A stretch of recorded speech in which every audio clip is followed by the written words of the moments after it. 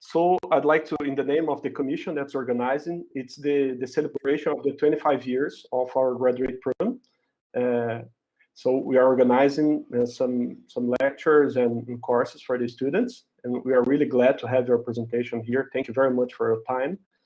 And I think I'll pass to Fábio, who can introduce your work. He knows better than me, and then we can start the presentation. Thank you. Okay, so thank you very much, Marc, for being here with us. Not here, but here in this new online world. I will say some words about you. Marc Lavoie is a key post-Keynesian theorist member. He works in several topics of the post-Keynesian theory. He says, I took your course in Paris 2015, that YSINet meeting there, and you said that you like monetary and finance better than the other topics of post-Keynesian theory, but I would say that you really have you have been working in all the fields of the post-Keynesian theory, and it's an honor to have you here with us today. Marc Lavoie is a professor in the University of Ottawa. I don't know if I say it correctly, but I don't say it in the right Canadian accent. And is also a professor in the University of Paris 13. And he is a very prolific publisher in the post-Keynesian theory. I'm sure that everyone here will have a great time hearing from you today, and the word is yours. You can take your time, and thank you very much. All right, well, thanks for the invitation and giving me the opportunity to present my ideas. As the title here says, I'm going to try to talk about some of the new issues that have been discussed, say, over the last 20 years by various post-Keynesian authors. Oops, I pushed on the wrong button, so I'll do it again. Right, so most of the presentation, but not all of it, comes from a chapter in the book that you can see, which was edited by Philip Arestis and Malcolm Sawyer. So they do such a book once a year almost. And so this one was published in 2019. In that book, I talk about a lot of things, but two things that I'm not going to talk about, but I think are important, is one of the developments in post-Keynesian economics is the so-called stock flow consistent approach. Often we say SFC approach. And indeed, there are many Brazilian economists who have contributed to this kind of work, but I'm not going to talk about it. And also, post-Keynesians have been quite critical of the so-called new consensus or new neoclassical synthesis. And again, this is something that I am not going to discuss. So you all wonder, what am I going to be talking about? Well, first, I want to talk about banks and other financial institutions. And as you can see, there will be 4 different issues related to banks. In particular, I'll be talking about shadow banks and about the limits to the creation of bank credit. So that will be the first main theme. The second main theme will be modern monetary theory, about which we hear so much, even in Canada, as and I suppose also in Brazil. And I'll be talking about the relationship between modern monetary theory and post-Keynesian economics. And also about a controversial issue, which is something that modern monetary theorists often do, which is to put together the government and the central bank within a single institution. And then I'll be talking about quantitative easing. We thought for a while that this was an issue of the past, but because of COVID-19, it has come back. So I'll be presenting the two main views about it, and I'll be talking about a couple. I'll be trying to solve a couple of puzzles about the impact of quantitative easing. So we start with banks, non-banks, shadow banks, and we start with three views of banking. So the first two views are associated with neoclassical economics. So the first one is the loanable funds view. It carries different names. For instance, well, it's essentially banks seen as financial intermediaries, that they are no different from the other financial intermediaries.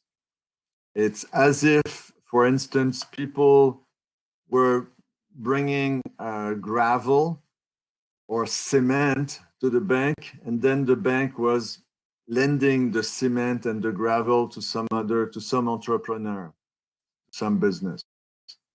Then the other neoclassical view is the deposit or money multiplier view, associated with the fractional reserve banking view. And this is, despite appearances, it is also how new Keynesians see the way the banks function. In particular, Bernanke, the former president of the Federal Reserve, well, obviously in his papers sees it like this.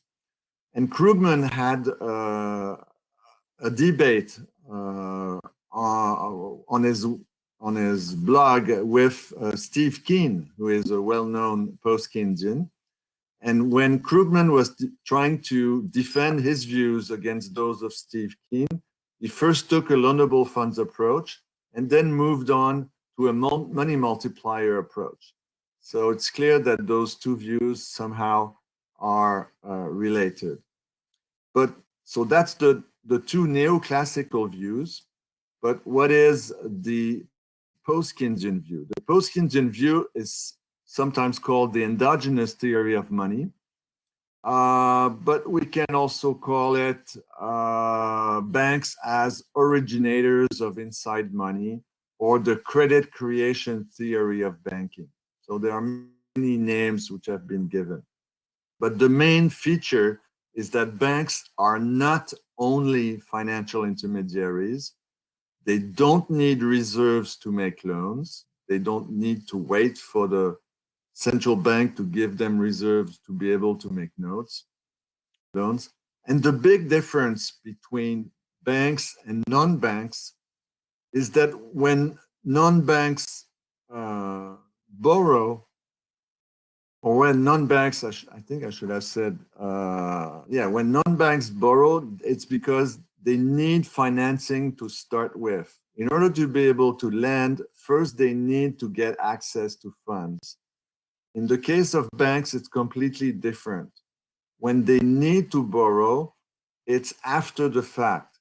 They first create loans, and they create their own financing when they make loans. Afterwards, once they have made a loan, it may be that as they create a loan, they create a deposit. But maybe the deposit goes somewhere else, and then the banks may need to borrow from other banks or other financial institutions, but they don't need to borrow from someone else when they first make the loan. That's the crucial distinction between banks and other financial intermediaries or financial institutions. And this is a distinction that is made in particular by post-Keynesian circuitists, inspired by this Italian economist called Augusto Graziani. But you can find exactly the same distinction among French circuitists. So when I started my graduate studies, I studied in France. And this is where I became aware of this school of thought, which is nearly identical to the school of thought that independently was put forward by Graziani. So that's the distinction between initial finance and after-the-fact funding.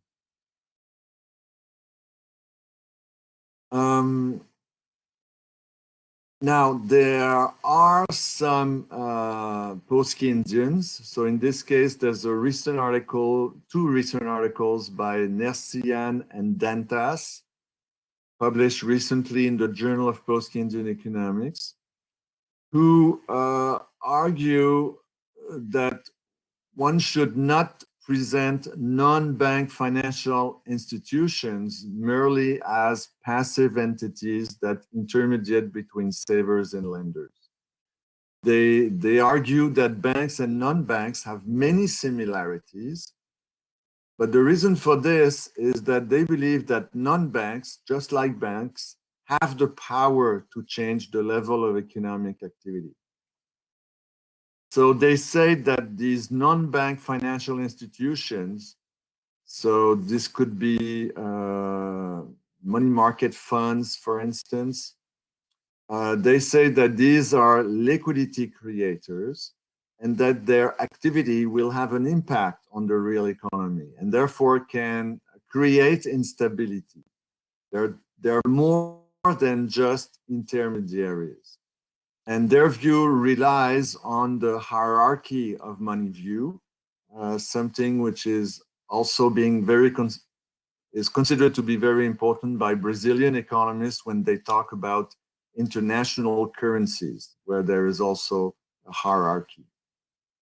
And my understanding of what those two authors have said is that, in fact, they are resurrecting a point that was made before by Tom Paley 25 years ago, which he used to call the endogenous theory of finance. Because he was saying then that both versions of endogenous money, the version of the horizontalist and the version of the so-called structuralist, were flawed because they only paid attention to the banking system, but he thought that it was important to look at the other financial institutions when thinking about fragility or instability in the financial system. So,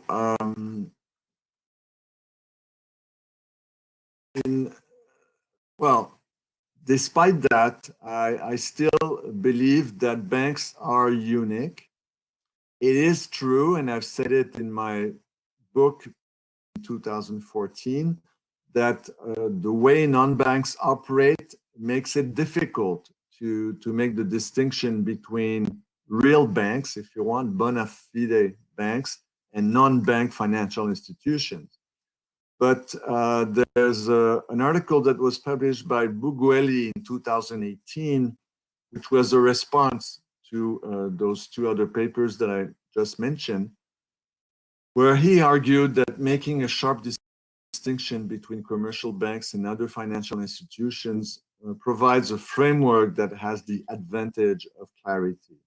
And in fact, Jan Kregel often talks of true liquidity and fictitious liquidity, in the sense that true liquidity is what is being created by banks, and fictitious liquidity is what is being created by non-banks. And so Bugueli concludes his paper by saying, while the commercial bank can buy the asset with its own liability, the investment bank or the money market fund has to borrow the liability of a commercial bank first, essentially a deposit, in order to get hold of the securities. So Bugueli says, well, shadow bank, in a sense, may be a very bad name for these institutions like investment banks or money market funds. So let me try to explain why I believe that, well, I think one should argue that non-bank financial institutions do create liquidity, they do create credit, but they are different from a bank. So the first line tells us what happens if a bank makes a loan to a non-financial agent. So it could be a household, you or me. So the bank makes a loan of 100. It simultaneously creates a deposit of 100. So that's the specificity of banks. Okay, now assume with line 2 that this household decides to take 20% of the deposits and to put it in a non-bank financial institution. So you can think of a money market fund. This is why I wrote MMF 20. So the non-financial asset, the non-financial agent, sorry, the household now has a share of the money market fund. And what will the money market fund do with the $20? It will, for instance, purchase a certificate of deposit at the bank. So in other words, the 20 of the deposits get transferred to this non-bank financial institution. And then, and this is why we say that those non-bank financial institutions can create credit, then this non-bank financial institution can, if it so desires, use some of the deposits to purchase a security, a bond, say, that was issued by a corporation. So security 15 buys for $15 of bonds from some corporation. So in the end, what happens? We started with a loan of 100, but at the end of these 3 steps, the amount of the amount of credit in the economy is now 100 plus 15. So it is true that non-bank financial institution can lead to an increase in the amount of credit in the economy. But in order for this to happen, the non-bank financial institution must first get access to these funds, either directly from the bank or, in this case, from a non-financial agent. Oops, I pushed again on the wrong button here for me. Okay, so then there's a second case that we can imagine. We can imagine another situation where this time we're talking about securitization with a conduit. For instance, a SIV, a special investment vehicle. So again, the first step is for the bank to provide a loan to some household. In this case, we imagine that it's a mortgage. Then the special investment vehicle may decide to get a loan from the bank, so loan SIV 70. And with this loan, the SIV purchases some of the mortgages that were issued by the bank and transforms them into a security, a mortgage-based security. And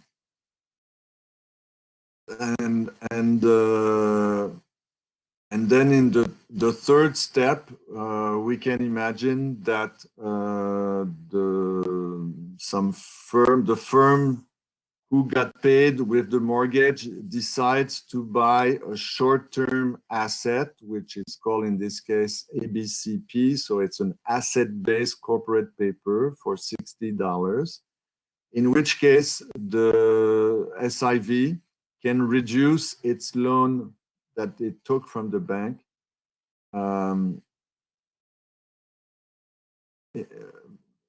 because it's getting funds from this other corporation. So when you look at the final result, it seems like all the action is being done by the non-bank financial institutions, in the sense that, they make credit, they have credit for 70%, $70, whereas the banks only have now only $40 worth of loans. But all of this has been made possible by the initial mortgage that was given by the bank to some non-financial agent. So again, it's to say that the important feature here is the bank.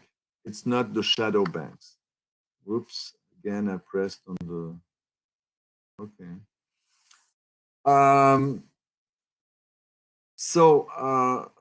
Most of the action, as I said, is being done by the banks. And in fact, Unger, this guy from the Bundesbank, estimates that 88% of the stock of loan obligations held by the banking in the shadow banking system, in fact, originated from banks. And the remaining 12%, in fact, corresponds to the first case that I described.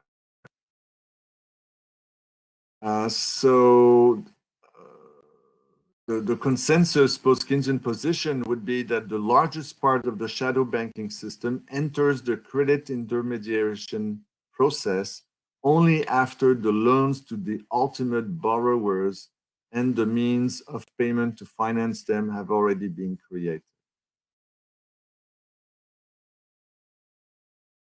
So again, the claim is it's the banks that are important. There are some post-Keynesians in the past who have minimized the role of non-banks. So here I have a quote by Alfred Eichner. So yes, this was perhaps a mistake of the post-Keynesians in the past, but this has now been corrected. In my view, in the view of a number of post-Keynesians, shadow banks are just adding to financial fragility. Securitization is making the system more fragile. And securitization and the presence of a shadow banking system is likely to induce banks to issue more loans and to decrease their lending standards to produce these securities that large institutions and rich investors are longing for. So the reason, as I wrote in this last paragraph, is that because we have this originate and distribute model of banking, the banks are not so much, they're not so much looking at how risky their loans are, because in the end, they will not be holding the loans. The loans will be held by someone else. So, I mean, we believe that this is a bad thing. Okay, so what is the raison d'être? Why does this shadow banking exist? Why has it become bigger? Well, going back to Tom Paley 25 years ago, where he was arguing about this endogenous finance, he thought that the increasing importance of non-bank financial institutions was due to regulatory arbitrage to avoid the compulsory reserve requirements. And so this was a bit in line with the view of endogenous money by Minsky, a little bit in line also with the idea of the variable velocity of money. But now we know, well, central bankers say so, post-Keynesian say so, we know that reserves are endogenous. They are not a constraint on the creation of loans.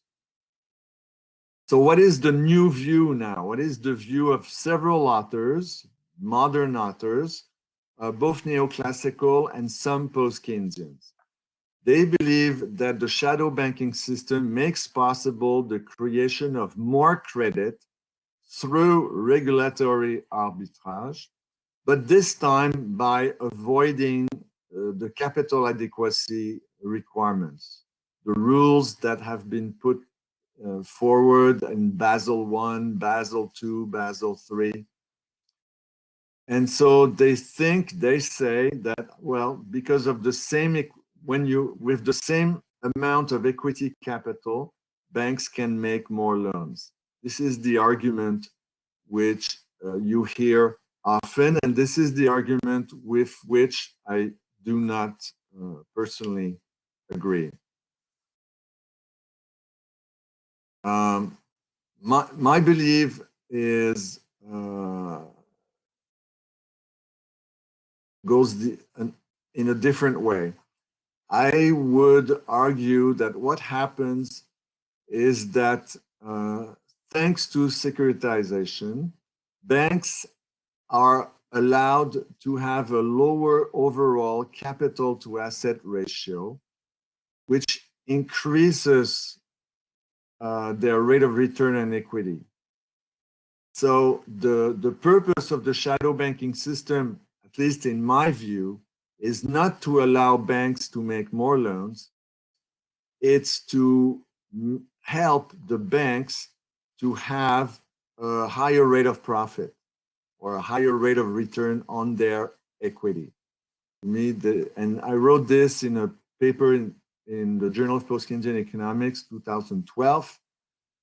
I said the originating banks, as well as those purchasing the securitized loans, to extend leverage beyond previously recognized safe ratios, thus improve their returns on equity while simultaneously fully abiding by the terms of the Basel capital adequacy ratio. So to me, that's the main purpose of the shadow banking system. Now, a lot of people believe that there are limits to credit creation, and that the limit is being given by these equity capital ratio, those compulsory equity ratio, which are being given by Basel I, Basel II, and Basel III. So in a sense, this seems to have replaced the purpose of the reserve requirements. And so this would question, to a large extent, the endogenous money theory, because then the creation of loans and money could not really be under the control of the banks. It would be controlled by these limits imposed by the capital ratios. But I also disagree with this. I say, well, first, if you reach the limit of your capital ratio, what can banks do? And so there's a whole list of what they can do in order to obtain more capital, more equity. Well, first, they can raise the difference in the interest rates between lending rates and deposit rates, so a bigger profit per unit of asset. Secondly, they can distribute less dividends and keep more retained earnings. Thirdly, they can reduce the size of stock options which they provide to their top managers. Fourthly, they can always issue new shares, with one exception. And this has been done by some banks, and particular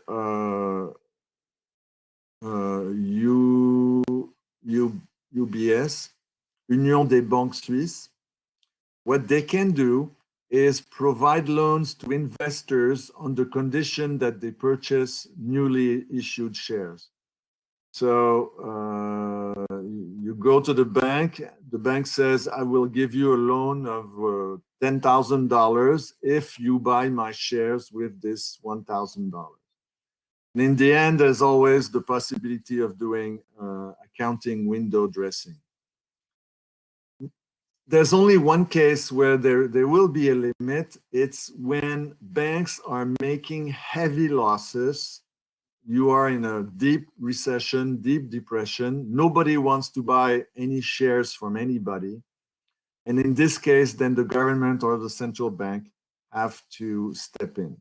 So that's the only case where the banks cannot do what they want. Okay, I'll skip this conclusion because I discovered that I had the same one later. And I'm going to move on to modern monetary theory and its link with post-Keynesian economics. Whoops, I pushed the wrong button again.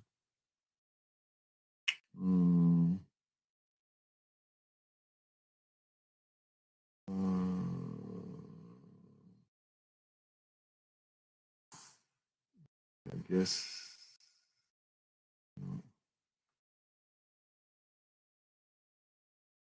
Oh, okay, here it is. Sorry. Right.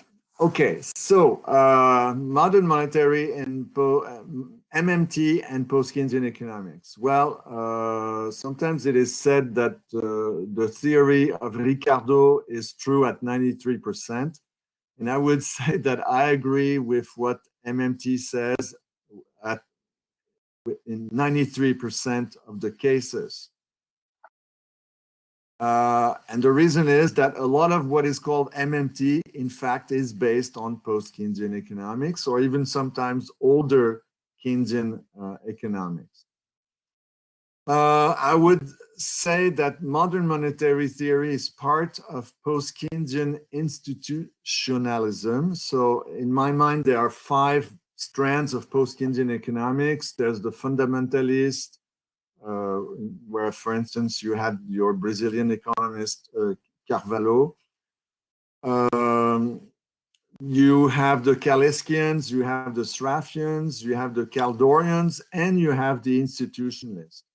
And I read all the interviews that were conducted by Phil Armstrong in a book on heterodox economics and MMT, which was published last year.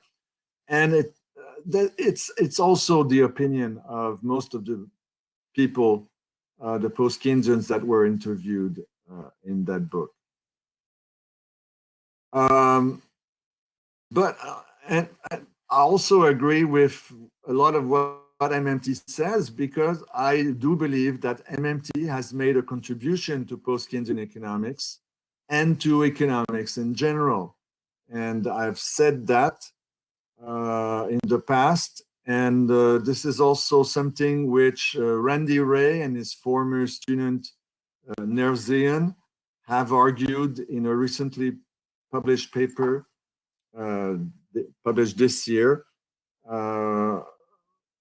where they say, well, before MMT, economists documented how the government actually spends, but no academic economist, including heterodox ones, had any knowledge of the mechanics.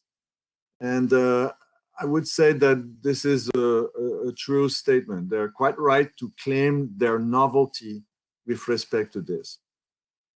Except, however, if you read the book published by Joan Robinson in 1937, she's saying on the mechanics, she is saying something which is very close to what MMT is saying. And this was told to me by Edward Nell. And I checked the book and it's the case. So what is the diverging 7%, the 7% with which I am not in agreement? MMT scholars usually don't like when people object to some of their claims. they get very annoyed, and I'm saying here that, well, it's not because I am jealous, well, maybe a little bit, or not because there is some antagonism against MMT. It's just that, just like in any field, different scholars disagree on some issues. It's normal. So where I disagree the most is on this issue of consolidation, which I mentioned before, and I had a paper in the Journal of Economic Issues in 2013 about this. And I also disagree on how much the MMT claims can be applied to countries other than those that have an international currency. So I think MMT applies very well to countries like Japan, Canada, Switzerland, even if they are on the flex. But I think, you know, countries like Brazil, Argentina, I would think that it's much less likely to apply easily. And then there's also the claim by MMT people that their job guarantee program would ensure simultaneously full employment and price stability. As soon as the book by Randy Wray came out at the end of the 1990s, I had a book review, and this was something that I was a bit annoyed with. So on consolidation, so one of the questions by Philip Armstrong when he interviewed all these people a couple of years ago was, to what extent do you consider MMT's use of a consolidated central bank and treasury to be a valid approach to modeling the monetary system? Well, I would say most people thought it was not a good idea. But again, Ray and Nercian in their papers say critics pay a lot of attention to the self-imposed constraints, but ignore the workabouts or the workarounds. But on the other hand, Mitchell, in that book of Armstrong, and Armstrong himself, they speak of the importance of institutions and of operational reality. And I think it's, I mean, Ray believes that or the way the government is being financed. So on the first row here, what we have is the government sells treasury bills to the central bank, who buys them, and therefore, just like any other bank, creates a deposit, but this time for the government. Then, so now we assume that there is a deficit.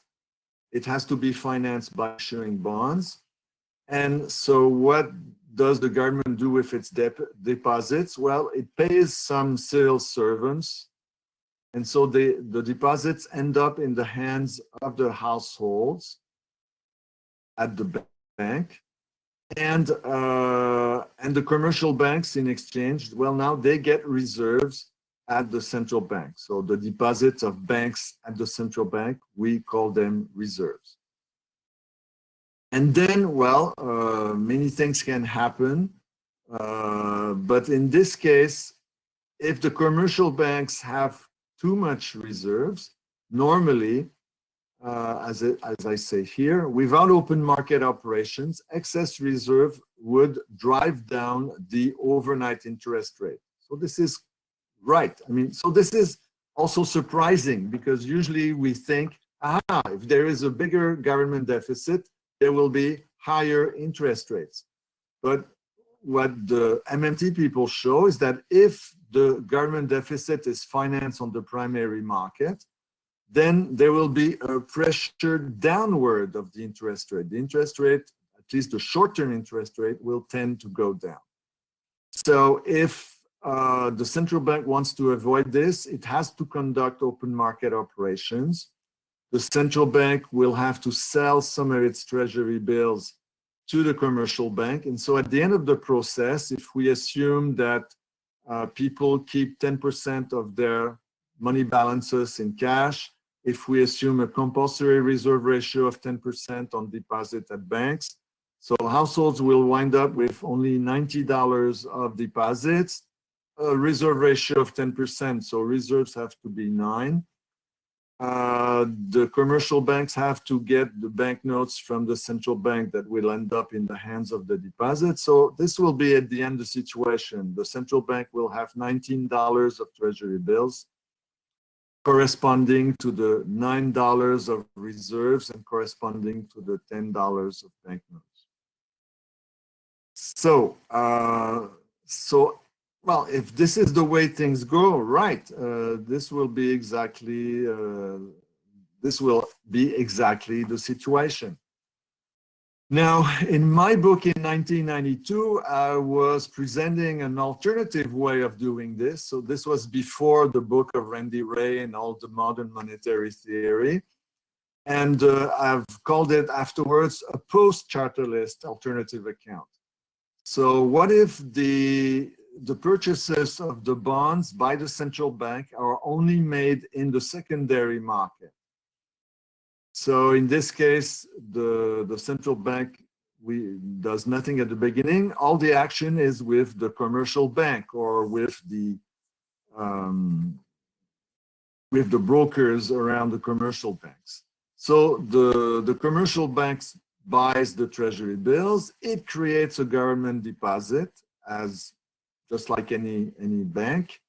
And then the government deposits are sent to the civil servants who now hold the deposits. But now, what happens is that maybe the household, just like before, they want banknotes. And then there is again this reserve requirements equal to 10% of the deposits. So the result in the end, as you can see, the third line here is identical to the third line in the previous slide. So as I say, well, in the end, if all goes well, if banks accept to purchase the treasury bills in the first place, the final result will be similar or even identical to that of the case where the central bank can buy the bonds on the primary market. So the MMT is quite right to say, well, there's no difference or very little difference. The only difference is what if the banks refuse to purchase the treasury bills because they have no confidence whatsoever in the debt of the government. So it's a remote possibility, but it may happen. And then we have the third case, which is the overdraft economies case. In this setup, the central banks do not buy government securities outright. So they don't intervene in the open market. That means that all the bonds must be bought by banks or dealers. The central bank intervenes neither on the primary nor on the secondary market. Still, it might be that the central bank is the fiscal agent of the treasury, which means that it's the treasury that handles the auctions of the securities of the government. And it's the treasury that will hold the money balances of the government, the deposits of the government. So how can these purchases of government bonds by private institutions be settled on the books of the central bank? The only possibility is then for the central bank to provide advances to the financial sector. And this is what the European Central Bank was doing up to 2010. The European Central Bank was not buying any bonds in the primary or the secondary market. It was only providing advances to the banks. But then my argument, and this is an argument that has also been done by Orrero and Costa Santos in a very recently published paper in some Brazilian economic journal. I forgot the name. It's not the Keynesian Brazilian Review, but some other journal. The argument then is that providing advances or repos to banks, even if they are based on sovereign bonds, and even if the advances is long-term financing, it's not the same thing as the central bank purchasing the bonds outright on the primary or the secondary market. And what I claim is that controlling the long-term rate of interest will be almost nearly impossible in such a framework. So what is the framework? So here I have an overdraft economy, or we also call it a ceiling system. And I assume again that there's a 10% cash and 10%, well, the households keep 10% of their deposits in the form of cash, and there is still a 10% ratio on compulsory reserves. So on the first line, it's similar to the previous slide. The government issues treasury bills. And so they get access to deposits at those banks. Then, because the central bank is the fiscal agent of the government, then the deposits are brought back to the central bank. So the government has deposits at the banks, and then in the second line, it gives the order to bring the deposits at the central bank. But how can this be settled in the clearinghouse? Well, the only way it can be settled is if the central bank makes an advance to the banks. This is what this says.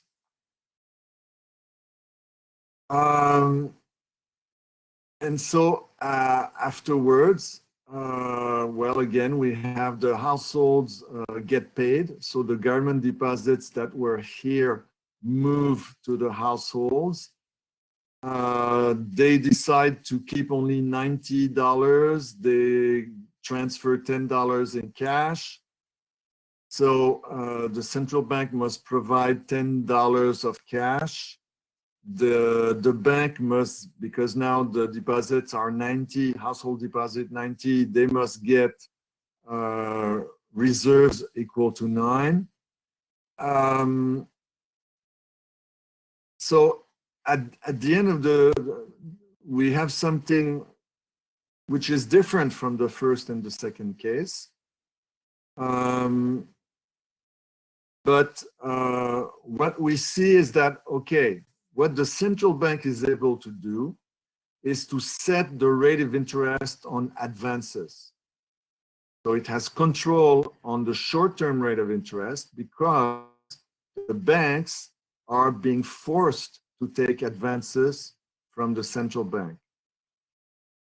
But there is no control whatsoever on the rate of interest on bonds or the rate of interest on treasury bills, because the central bank never intervenes in that market.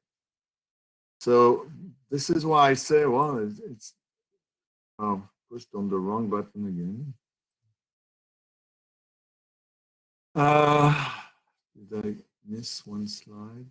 No. Okay, so what we have is a so-called ceiling system where the supply of non-borrowed reserves is smaller than the demand for reserves. So it's the green line which tells us, gives us the intersection between, so to speak, the supply of reserves and the demand for reserves.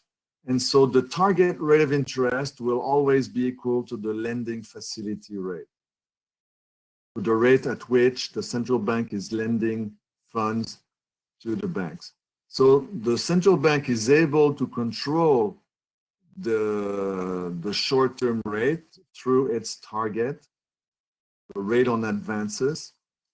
but it does not control has no control whatsoever on the long-term rate of interest.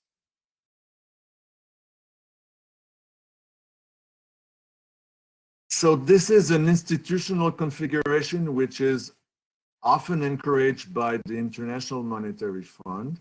They want the central bank to act as a lender of last resort to the banks, but they don't want the central bank to act as a purchaser of last resort for the securities issued by the government. And I argue that this is essentially how the Eurozone central banks were acting prior to 2010. So if the central bank can provide advances to the banks until it is blue in the face, but this will not stop the yields on sovereign securities from rising if financial markets start to speculate against sovereign bonds. So in my mind, this is exactly what happened in Europe, in the Eurozone in 2010 up to 2012. The problem is not so much that the Eurozone countries do not issue their own currency. I mean, one can say that the euro is the currency of all these countries. In my mind, the problem was that the ECB was saying, we will not buy government bonds. We will not do it. The only thing we will do is provide advances to the banks. So operational reality and constraints matter. This is my critique against MMT. Still, I mean, Ray and Nirsayan in their paper in 2021, which was published in the Japanese Political Economy Journal, they say, what is a sovereign currency? They will say, well, the state chooses the money account. The state imposes taxes that must be paid in the money of account. The state issues bonds in its own currency. And the central bank issues the currency that must be accepted for payment. So one could say that, well, the Eurozone had all these characteristics, but still they lost completely control over the long-term and even the short-term rate of interest. I'm sorry, I don't have a watch, so I don't have a clue what time it is. It's now 5 to 4. Okay. Okay, so I think I'll stop here. Forget about quantitative easing. And I'm ready for questions. You can have more 5 to 10 minutes. It's okay. Well, I could. Prepared the presentation, so let's take the advantage of seeing it. Okay. Well, on quantitative easing, as I said, there are two views of the purpose of quantitative easing. What is quantitative easing? Well, using the same graph that I had previously, what we see here is that the target rate is not in the middle of the range here. It's not equal to the lending facility rate. The target rate is now equal to the rate of interest which is being paid on the reserves of the commercial banks. So for instance, again, I mean, normally in a country like Canada, where the supply of non-borrowed reserves is in fact equal to 0 because the demand for reserves in Canada is 0. So normally we should be here, but because the supply is so large, it used to be equal to almost 0. And now it's 327 billions in Canada. Well, then we are in this framework where we are in a floor system where the target rate is equal to that rate of interest on reserves, which in Canada is 0.25%. I realize it's a kind of dream for Brazilians. So there are two views about quantitative easing. The first view, which is the wrong one, is the so-called Friedmanian view. So it's it's a view where they believe that if there is an increase in the stock of reserves, there will be an increase in the stock of broad money, and this will generate a higher nominal GDP, possibly hyperinflation if things go wrong. And even, as I said, the new Keynesians, they have a bank lending channel, but in the end, they're saying essentially the same thing. They say that an increase in reserves will provide the banks with the loanable funds that they need to boost credit supply and economic activity. So in my view, this is the wrong view. The right view is the so-called post-Keynesian view, but surprisingly, it was already, you can find this view already in the book, The Treatise on Money of John Maynard Keynes. I mean, usually quantitative easing is considered as something new, unconventional, blah, blah, blah, blah, blah. But Keynes, in his book, 90 years ago, almost 100 years ago, was already saying, well, if things go really wrong, then what we can do is do huge open market operations. And this will lead to a fall in the short-term rate of interest to zero. It will lead to a fall in the long-term rate of interest, and it will give a boost to the stock market, to equity or share prices. And this is exactly what has happened. He thought it would also give a boost to the economy. Well, this was not really the case. But the argument here is that supplying more reserves will not induce banks to make more loans. I mean, because we have in our mind this theory of endogenous money, normally the banks have already made all the loans that they are willing to make to their credit-worthy borrowers at the going rate of interest. So the only thing we can hope is that by having a lower rate of interest, maybe it will induce new borrowers to come forward and ask for more credit. But if this doesn't happen, if the borrowers are very worried, then quantitative easing will have a very low impact. Banks can only lend reserves to other participants in the clearing system. The quantity of excess reserves is not a measure of the unwillingness of banks to provide loans, nor of the effectiveness of quantitative easing. If I go back to the figure here, if this is this line here, the supply of reserves, this, if the target rate is the rate of interest on reserve, there is nothing that the banks can do to diminish this supply. I mean, the supply in that case is determined by the central bank. So even if the banks start making lots of loans, if they're successful in finding new borrowers, this will have no impact on the supply of non-borrowed reserves. It may have a small impact on the demand for reserves because, again, if you have compulsory reserve ratios, but this is it. So the fact that there is lots of reserves in the system is not a measure of the effectiveness of quantitative easing.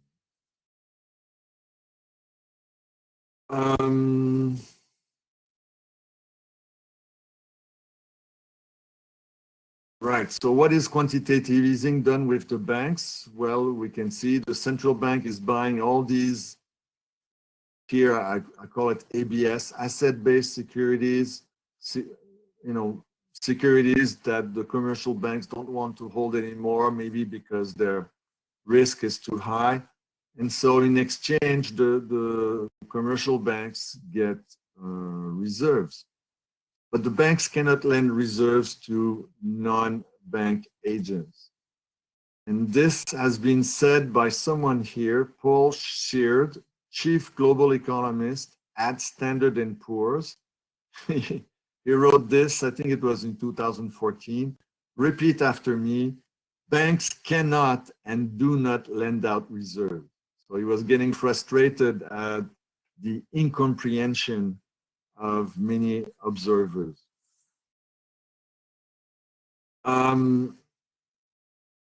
Now, there sometimes there is a puzzle.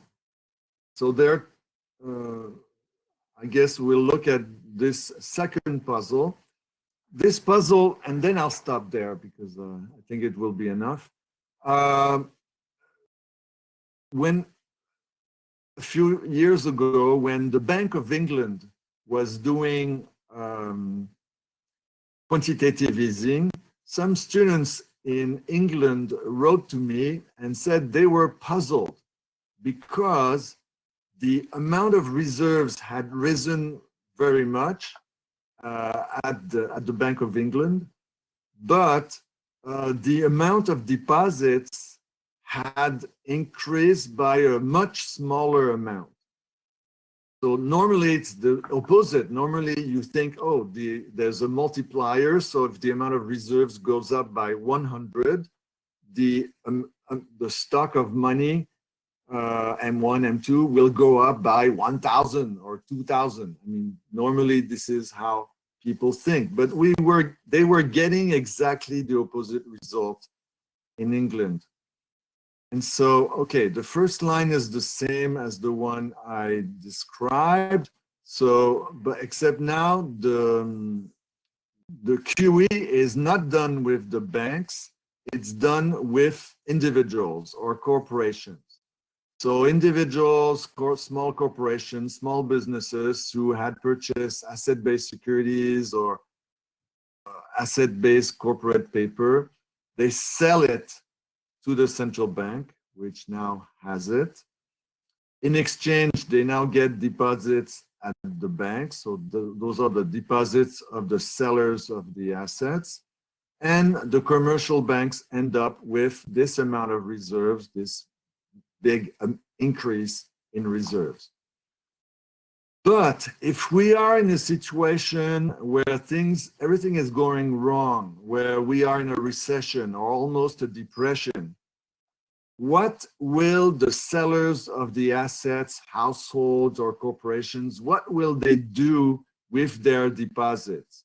Well, they will use a portion of it to deleverage, to reduce their debt. And so what will happen is their deposits will get reduced from 100 to 10 because they will be reducing their loans from the banks by 90. So this is, if you look now at the balance sheet of the commercial banks, their loans go down by 90.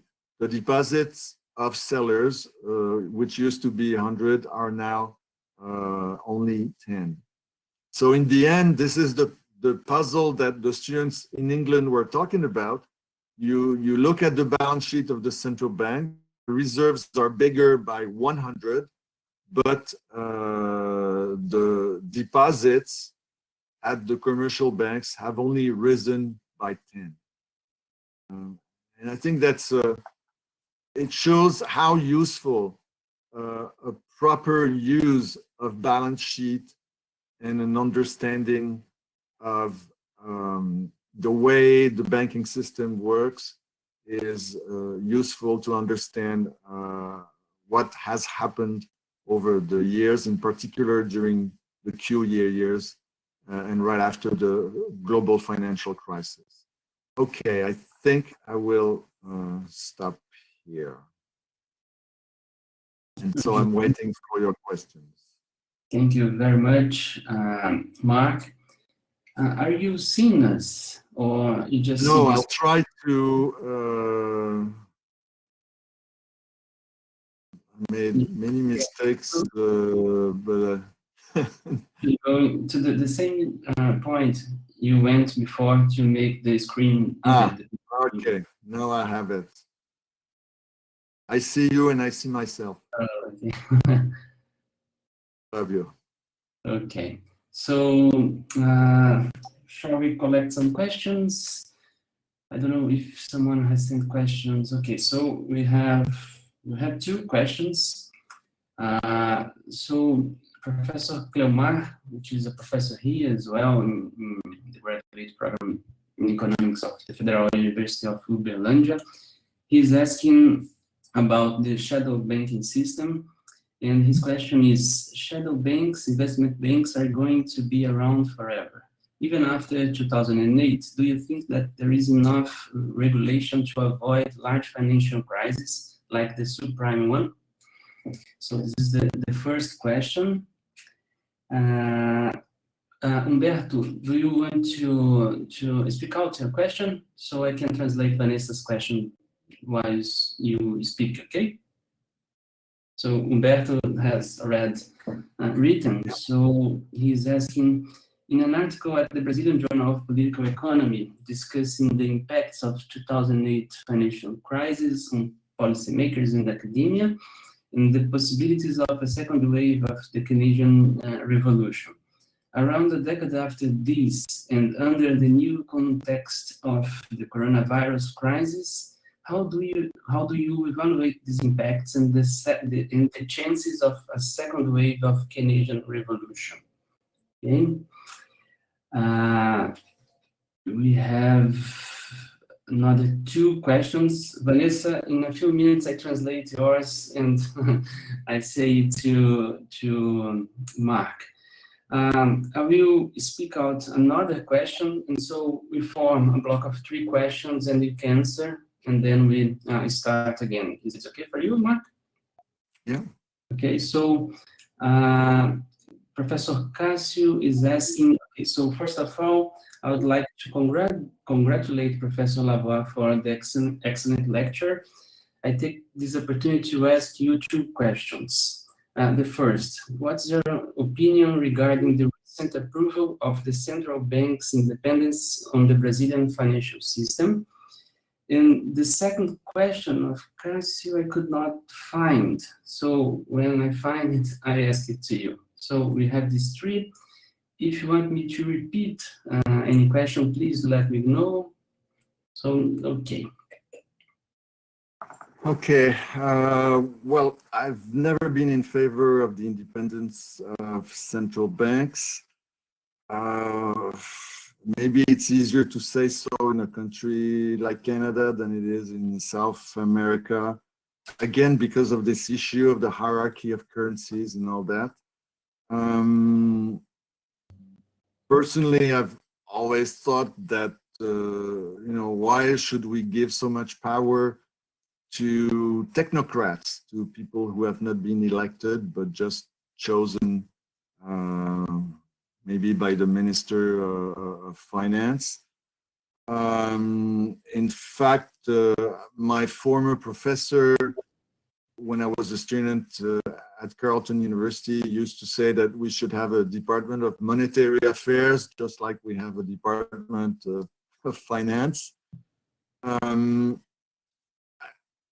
I don't think there's much, I mean, there's a lot of discussion about whether the independence of central bank has an impact on the rate of inflation. The problem is, how do we define independence? Can we really say that, for instance, the Fed is truly independent?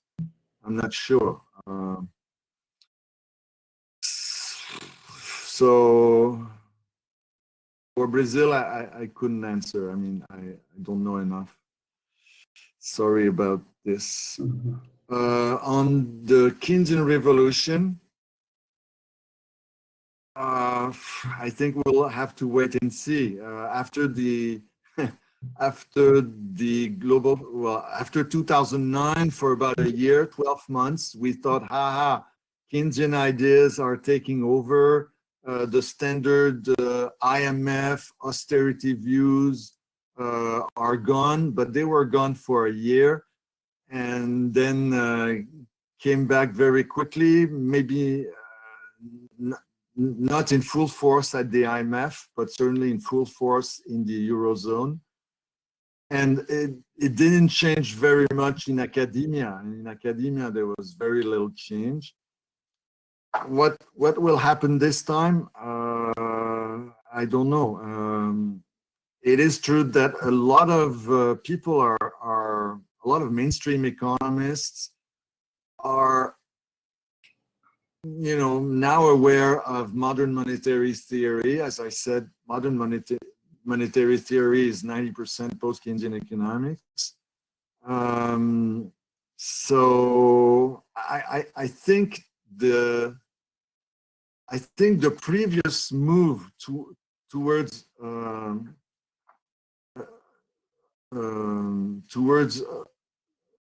a return to Keynesian economics in 2009 has had some impact with the COVID-19 reaction, in the sense that it was accepted much more easily.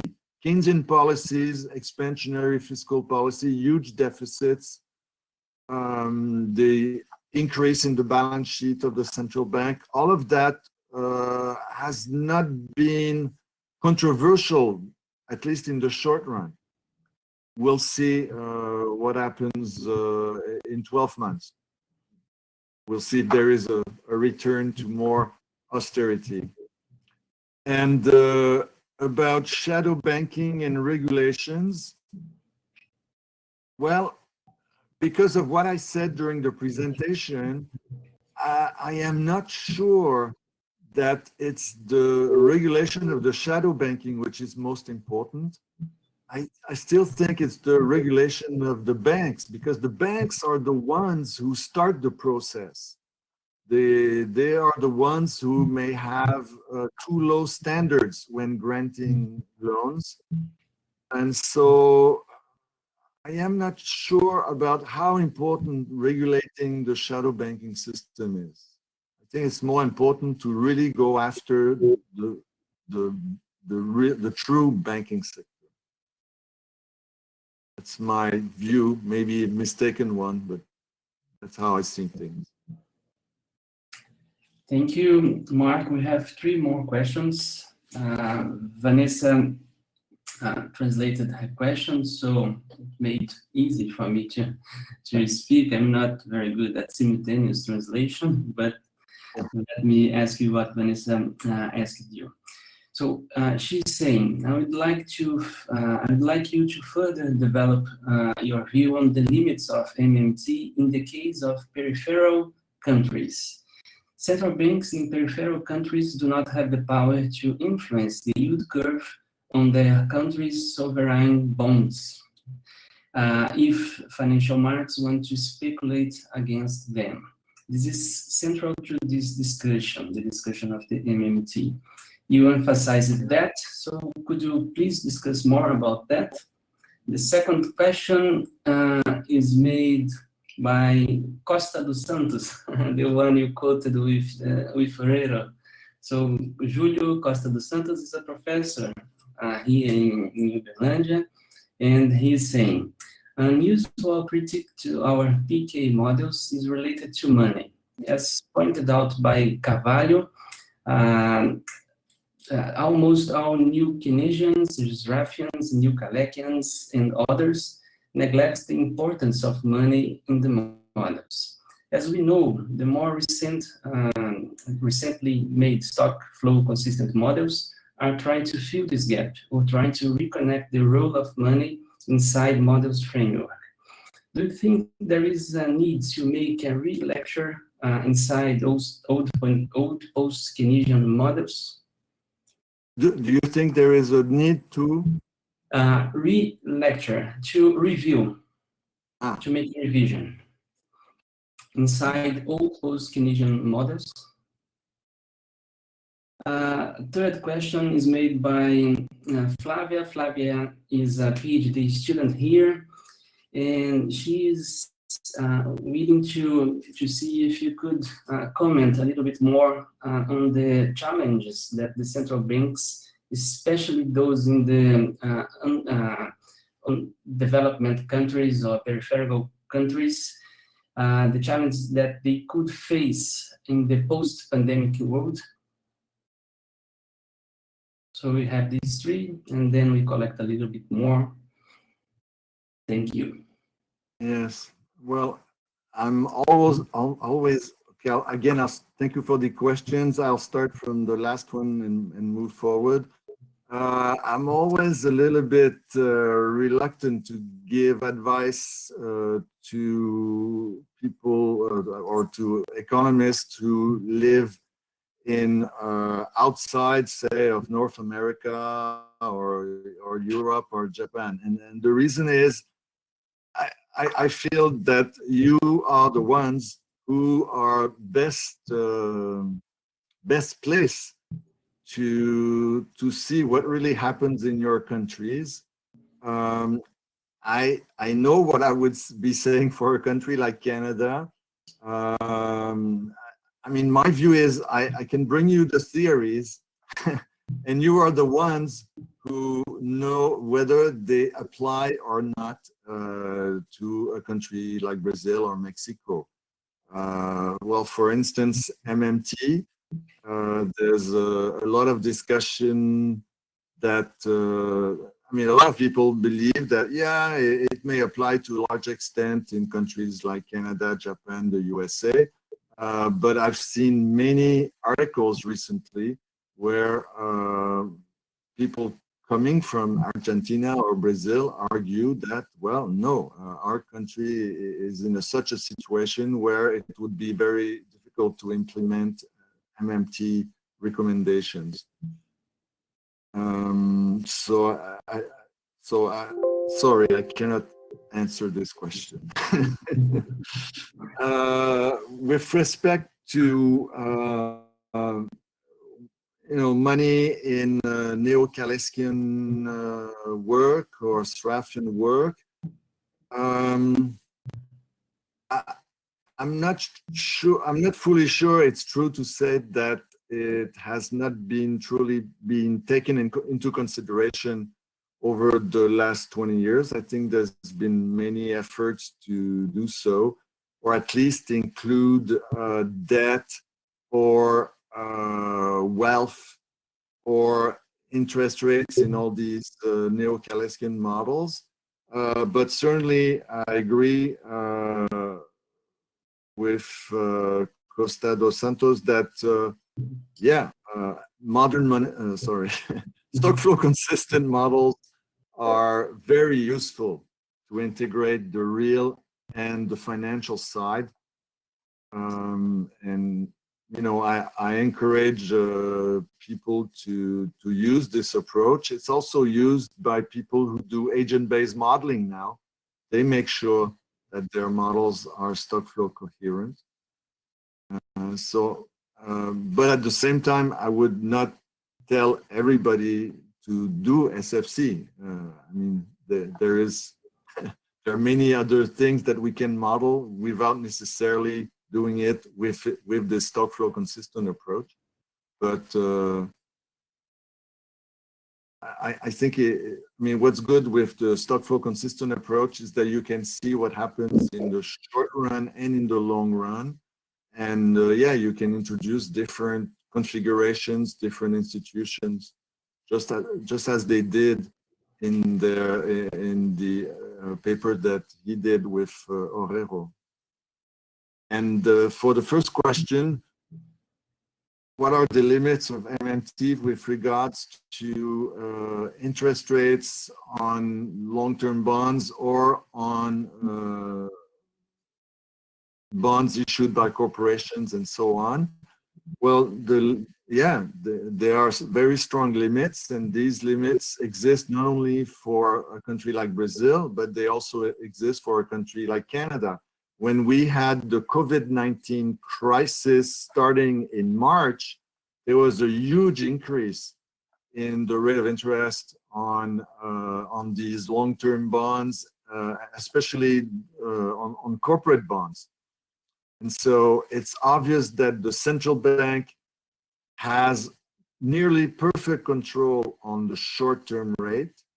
It has some control, if it wants to do it, on the rate of interest, long-term rates on government bonds, and it has very little control on on the yields of corporate bonds. And this is true not only for countries like Brazil or Mexico, but it's also true for countries like Canada, even the United States, and all the European countries.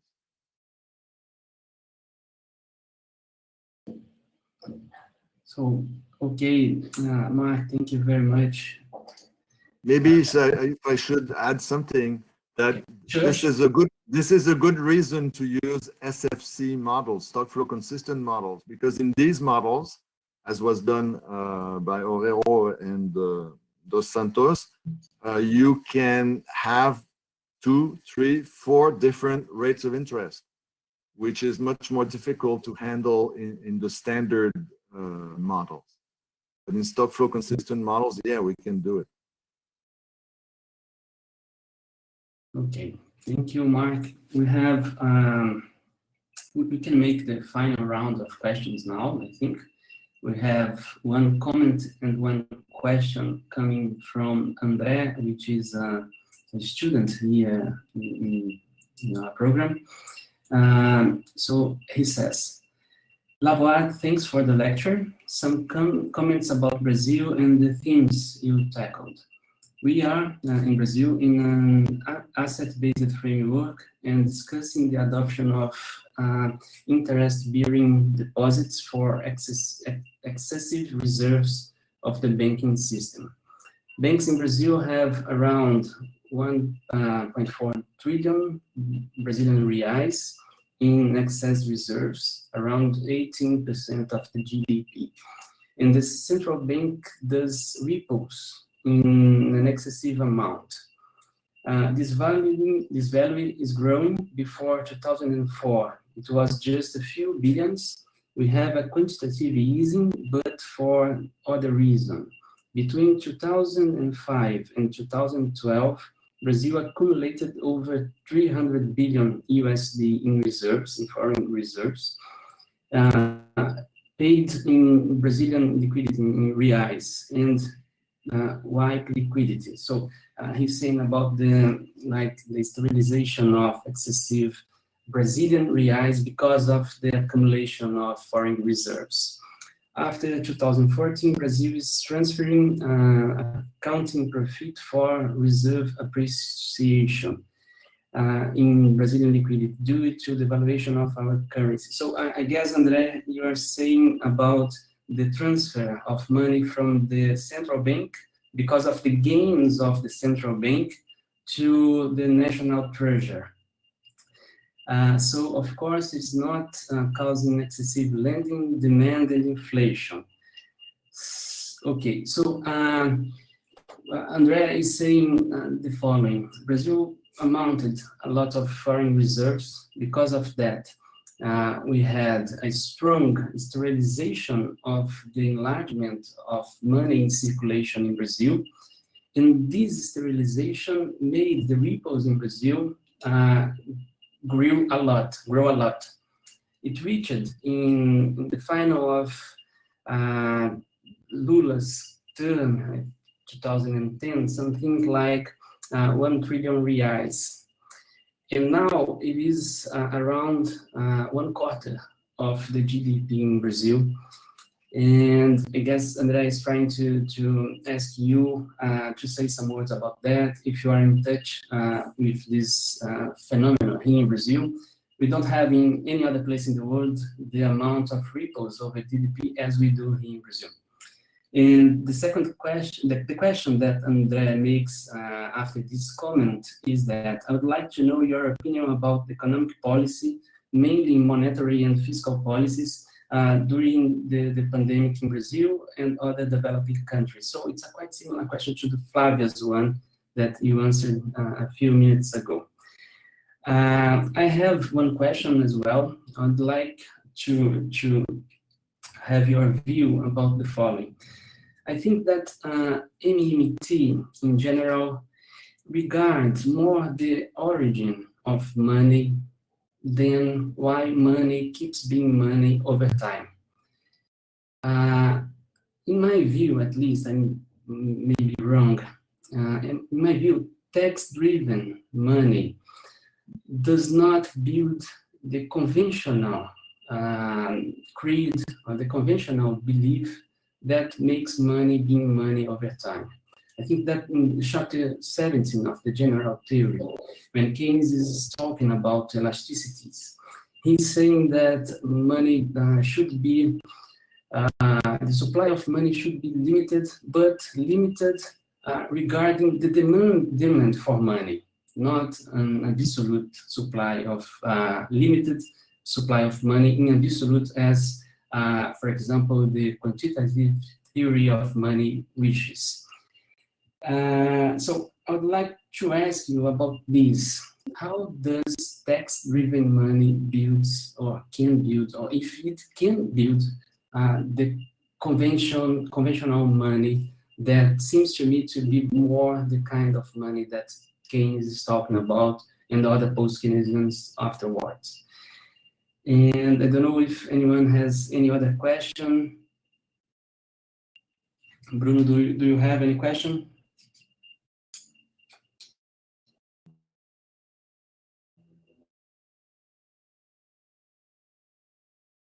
Okay, so Bruno is out of microphone now. I would like to ask one further question, if I can. Cleomar, the first question was about the shadow banking system, and I would like to know the following. The shadow banking system after 2008, does it have the same role it had in the international monetary and financial system? Some say that Fed has kind of become market maker, bringing the shadow banking system into its framework, its structure. I don't know if that holds, but I'd like to listen to you about that. Sorry, I didn't. I clicked the wrong button here, so I lost my audio. Do you still did my question, or? I didn't quite get the question about the shadow banking system evolution since 2008. Yeah. I mean, so I heard it, but I. Okay. Does it play the same role as it did before the crisis? Okay. We have 3 questions, Bruno. If you want to ask, it's okay, but... Okay. Actually, my question is a no macroeconomist question, someone who doesn't understand very much in deep. Yeah, I don't have a big background on this, but my question is, you were talking about a lot in your presentation about how to create credit, if shadow banks can do that or cannot, and how this works. And for a non-specialist, it seems like when we hear about these new technologies, cryptocurrencies, and this kind of thing, can some credit come out from this? And if it can, how can like public authorities, monetary authorities can control this new flow of credit that could come from these external monetary markets, if this is possible, in your opinion? You're thinking about Bitcoins and all that? Yeah, kind of.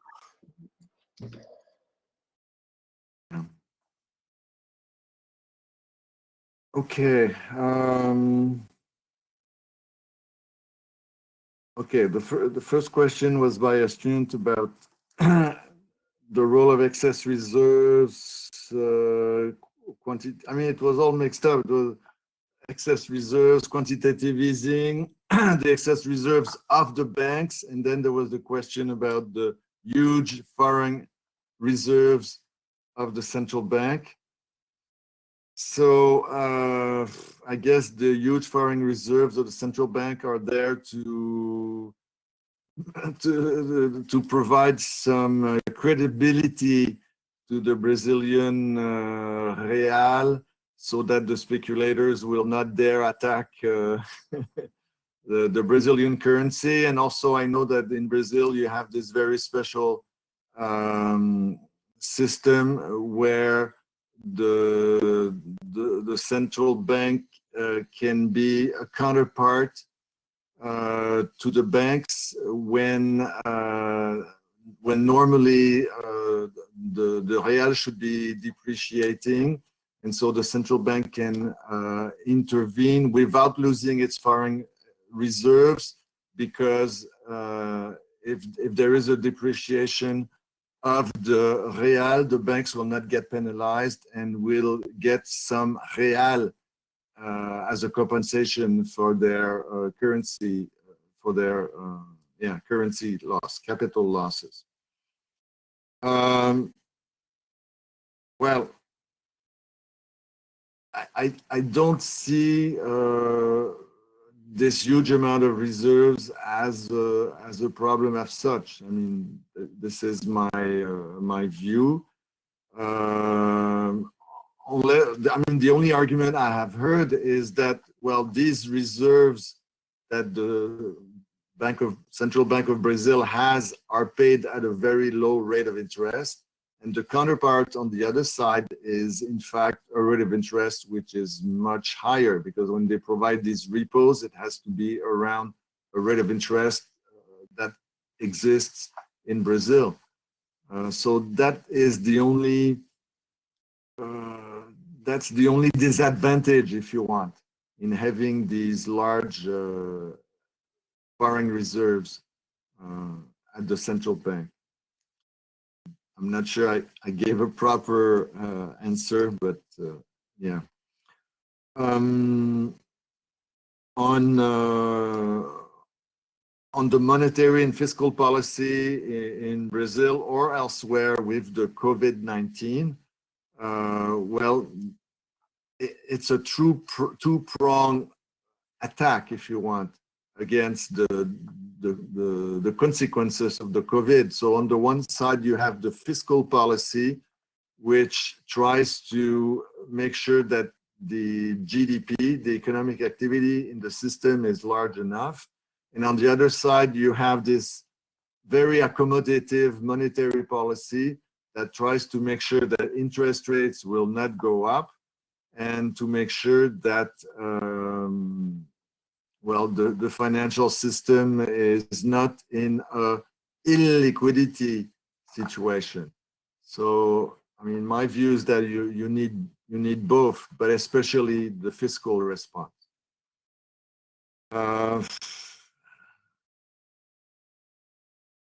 The danger, of course, is that, okay, right now, rates of interest in most countries are relatively low. Will they still be there in 5 years or 6 years? We don't know. So that's the danger of having large deficits or large debt. It's not so much what happens now, it's that in the future, if the central bank has another view of what the rate of interest should be, if it believes that it should be higher for whatever reason, because the economy is close to full employment or whatever, for exchange rate reasons, then the cost of this high debt will become, the burden of this high debt will be higher. On MMT and the origins of money, yeah, there's a lot of controversy. I mean, the economists don't agree on whether money is something which is tax-driven or state-driven, or whether the money appeared for, well, I was going to say market reasons. I mean, and the historians don't agree with each other either. I mean, I know this professor of law at Harvard University who argues that the development in England at the time of the Middle Ages occurred thanks to this money that was created by the state, by some king in some area somewhere in the north or the south of England. So, but there are other people who say no, it was the activities of those fairs in Champagne or in Italy that was the generator of this creation of credit and money. So I don't really have an opinion, but for sure, I mean, there's one thing I dislike in MMT, which is when they say that there is this vertical component. There is a horizontal component that's endogenous money, and then there is this vertical component, which would be the reserves and the money created by the central bank. But I don't like that because the reserves are endogenous. They arise as a consequence of the needs of the banks. So yeah, and Keynes sometimes is misunderstood. It's sometimes said that, yeah, Keynes had this state theory of money, but if you read his book 1930 in the Treatise on Money, I mean, basically all he is saying, he's not saying that money comes from the state or blah, blah, blah. All he is saying is that the state can set the rules. It can tell you, well, if you want to do this or that, then it will have to be in pounds, in British pounds.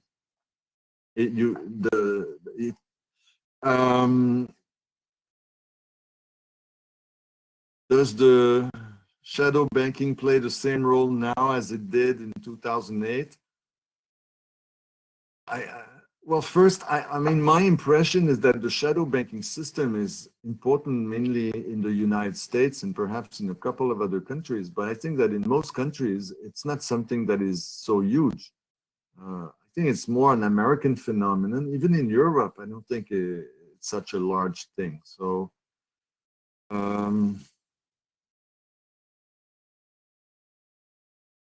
right. Well, I don't know what to say besides this. And on the, well, what about Bitcoins and all that? Yeah, that's an interesting issue, is all these electronic monies that are being created or hopefully being created by organizations such as Amazon and all that. I think going back again to Keynes, it's always possible for the central bank to say it is now completely forbidden to use any of these electronic monies or to have any transaction getting paid through Bitcoins and all that. I think most of my colleagues who have studied Bitcoins carefully argue that it does not have the main characteristics of a monetary asset. It's more like it's a speculative asset. That is basically what it is. But I understand your question as being rather, what about these efforts to create electronic money by Amazon or Google or whatever? And that, I must say, I haven't thought enough about it. Sorry. So thank you, Marc. Cleomar has one last kidding question. He's asking to you. Professor, what is more challenging? To be a post-Keynesian economist in a mainstream world or to compete in the Olympic Games?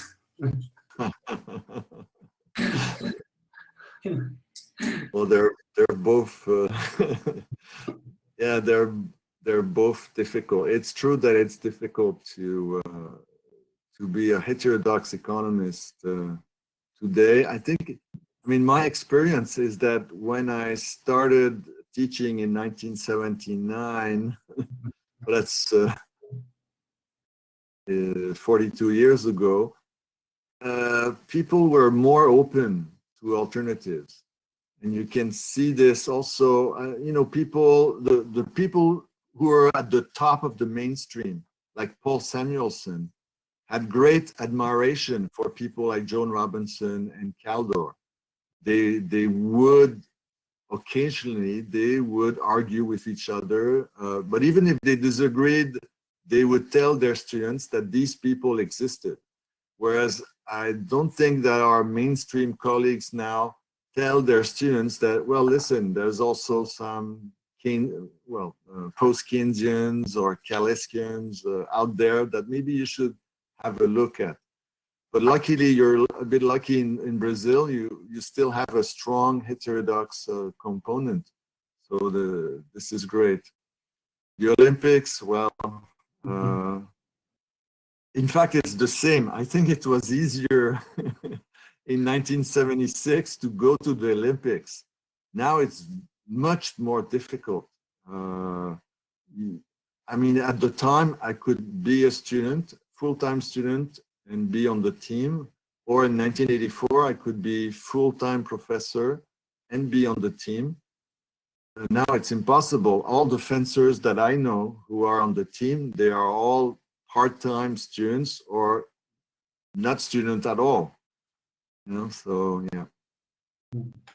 So thank you very much, Marc, for your time. Thanks for being here. Hope you have enjoyed it.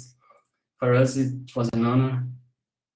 Well, there were all, many of your questions were very hard to answer. So thanks. It forces me to think a little bit. I don't know if you know. Keep my brain active.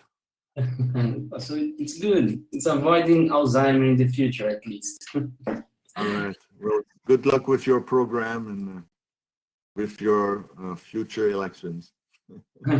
This is very important. Yeah. Yes, chaotic. I think you know that. So thank you very much. It was really great to have you here. I don't know if you know where Uberlândia is in Brazil, but no, I was going to ask. Yes, if you draw a straight line between Brasília and São Paulo, Uberlândia would be in the median. So between São Paulo and Brasília. Ah, okay. Uberlândia would be in the middle point. Okay, okay. Are you on a plateau or? Yeah, we are in the plateau. It's called the Central Brazilian Plateau. All right. Okay. So when this world that we live turns back to its normal life, you are more than invited to be in Uberlândia. Some of our colleagues have been there. Thomas Pele had been there in 2015, Felipe Arestes as well in 2015, in the Brazilian-Canadian Association meeting. And I'm sure that soon you will be there as well. Okay. Well, have a good year. Bye-bye. Bye.